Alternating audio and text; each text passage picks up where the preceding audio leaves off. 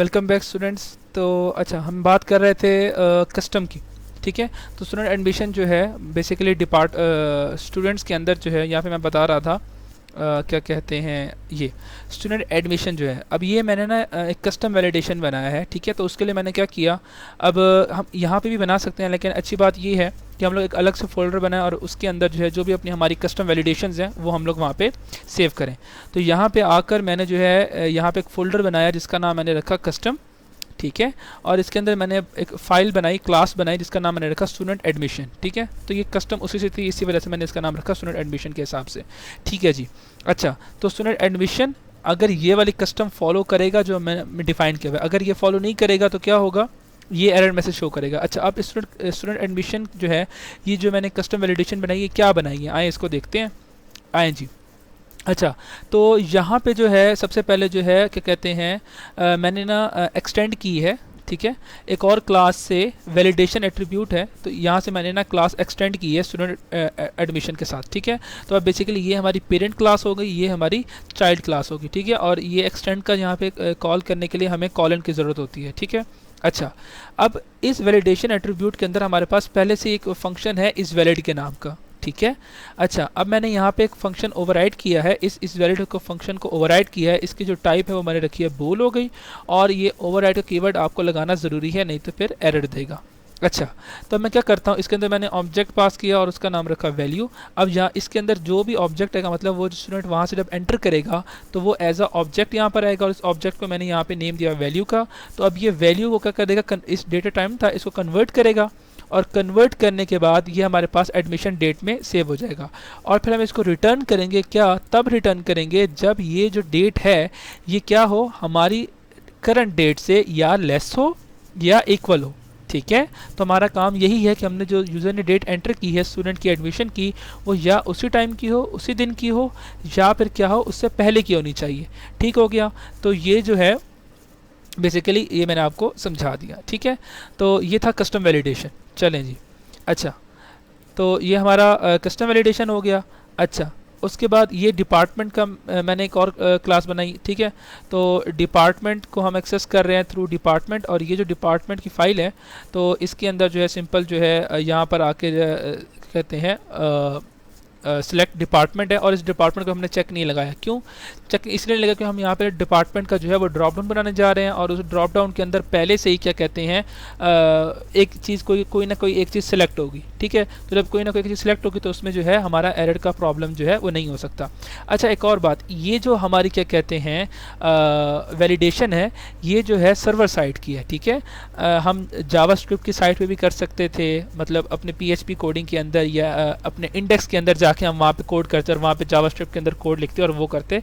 तो basically problem ये होता है कि जो हमारी जावास्क्रिप्ट के अंदर होती है, HTML के अंदर होती है, तो उसको ना बाईपास करना आसान होता है। तो जब कोई बंदा जब एक चीज़ बाईपास करना आसान होती है तो वहाँ से जो है जो डाटा है वो मतलब वहाँ से डाटा जो है वो DT डाटा भी भेजा जा सकता है, जिससे हमारे प्रोग्राम को, हमारे सर्वर को, या फिर हमारे जो वेबसाइट है उसको कुछ मसला हो सकता है, या फिर ऐसा जो डाटा जो हमारे लिए काफ़ी इंपॉर्टेंट हो वो वहाँ से लोग रिट्रीव कर सकते हैं। ठीक है जी। अच्छा, तो इसीलिए हम जो है सर्वर साइट के ऊपर अपनी वैलिडेशन लगा रहे हैं फॉर्म की।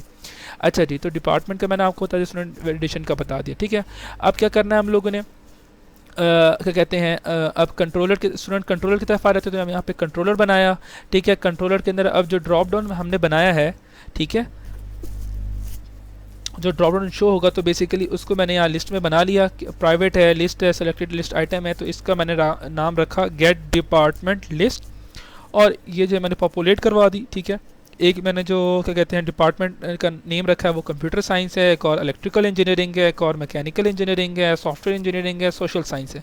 तो आप चाहते हैं तो इस तरह के आप और भी डिफाइन कर सकते हैं। ठीक है, और यहाँ पे इनकी मैंने वैल्यू डिफाइन कर दी, वैल्यू 1, वैल्यू 2, वैल्यू 3, 4 और 5। ठीक है, और इसको जो है मैंने डिपार्टमेंट लिस्ट के व्यू बैक बनाया और डिपार्टमेंट लिस्ट के नाम से बनाया, और उधर मैंने इसको असाइन कर दिया और बाद में मैंने रिटर्न व्यू कर दिया। अच्छा, ये क्या चीज़ है, इफ़ मॉडल वैलिड। अच्छा, ये तो आपको पता होगा ना कि लास्ट टाइम हम लोगों ने किया था कि ये तो इंडेक्स वो है जो हमारा मेन पेज रिटर्न करवाता है, और ये वो जब हम क्लिक करते हैं बटन के ऊपर तो ये उस डाटा को लेकर आता है। तो हम कह रहे हैं कि ये चीज़ तब ही चले जब क्या हो, हमारी मॉडल की स्टेट वैलिड हो। अब वैलिड कब होगी, जब उसमें वो तमाम फील्ड्स जो हैं वो सही होंगी, ठीक है। इस वैलिड यहाँ पे ये चेक कर रहा है कि वो हमारी तमाम फील्ड्स वैलिड हैं या नहीं। इन केस अगर वो वैलिड नहीं होंगी तो हमारा जो है क्या कहते हैं इसके अंदर वो आएगा ही नहीं, ठीक है। और ये तो हमारा डिस्प्ले कराना ज़रूरी है, ठीक है, तो इसलिए हमने इसको अपनी लूप से बाहर रखा है। तो ये था हमारा कंट्रोलर का कोड, ठीक हो गया। और चलते हैं अपने इंडेक्स के कोड के ऊपर। ये है हमारा इंडेक्स का कोड। अब ये वाला इंडेक्स का कोड कैसे जनरेट कराना है, ये काफ़ी आसान है, ठीक है। ये हमें जो है बड़ा आसानी से हो जाता है। अच्छा, इसके लिए मैं आपको बता देता हूँ। इसके लिए हमने क्या करना है, अपना इंडेक्स के ऊपर यहाँ पे आके हमने राइट क्लिक करना है, ठीक है।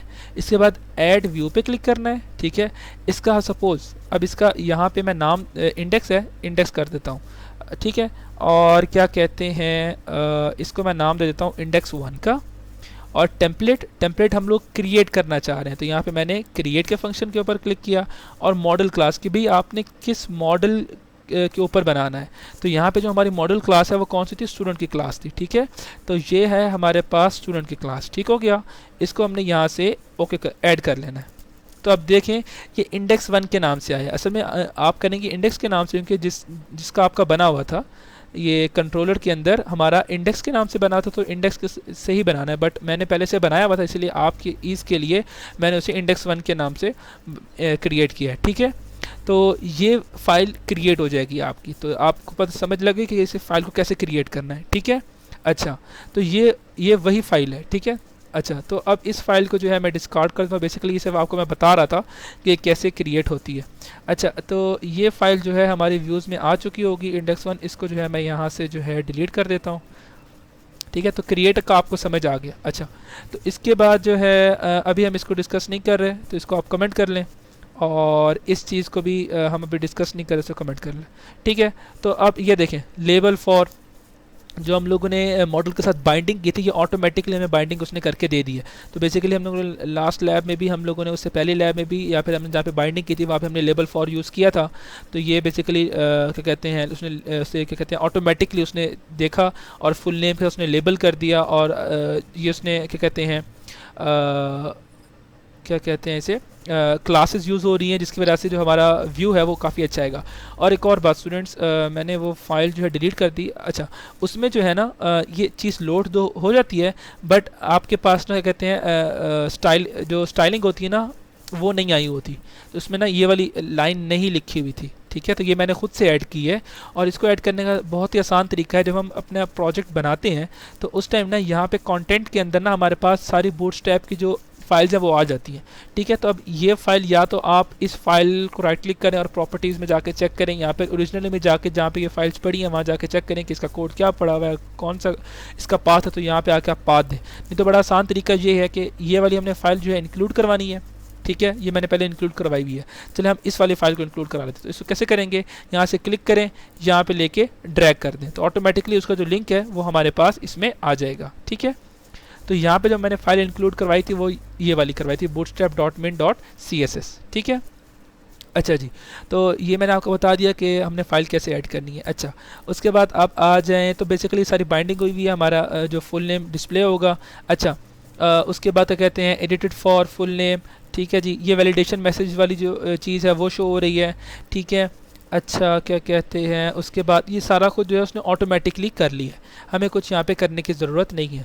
बट ये है कि इसके अंदर जो है क्या कहते हैं एक चीज़ नहीं हुई हुई जो कि क्या चीज़ है, जो कि है ये मॉडल डिपार्टमेंट का, ठीक है। तो यहाँ पे डिपार्टमेंट आईडी सेट नहीं थी, तो इसको हम लोगों ने खुद सेट किया, ठीक है। यहाँ पे डिपार्टमेंट आईडी सेट किया।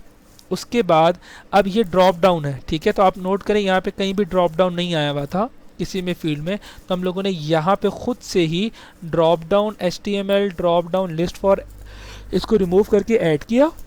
और उसके बाद क्या कहते हैं यहाँ पे वही मॉडल किसको रेफ़र कर रहा है, डिपार्टमेंट आईडी को। और यहाँ पे हमने वो लिस्ट पास की, क्योंकि इस ड्रॉप डाउन को क्या चाहिए, जो हमने लिस्ट बनाई थी प्राइवेट लिस्ट, किसके अंदर, अपने कंट्रोलर के अंदर, ठीक है, ये वाली लिस्ट।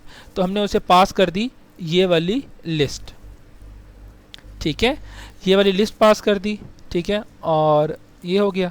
अच्छा, तो ये थी हमारी इस वीक का कोड। अब इसको ना रन कर लेते हैं, ठीक है। तो ये मैं यहाँ पे रन कर रहा हूँ।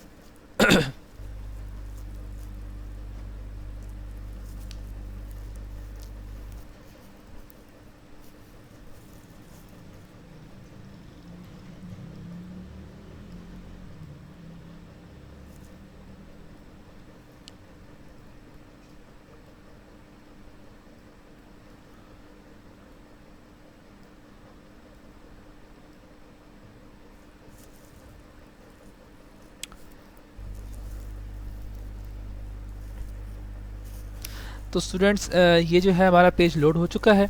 अच्छा, तो यहाँ पे भी हम चेक कर लेते हैं इन केस अगर मैं कोई भी कहीं भी कुछ इनपुट नहीं देता तो क्या होता है।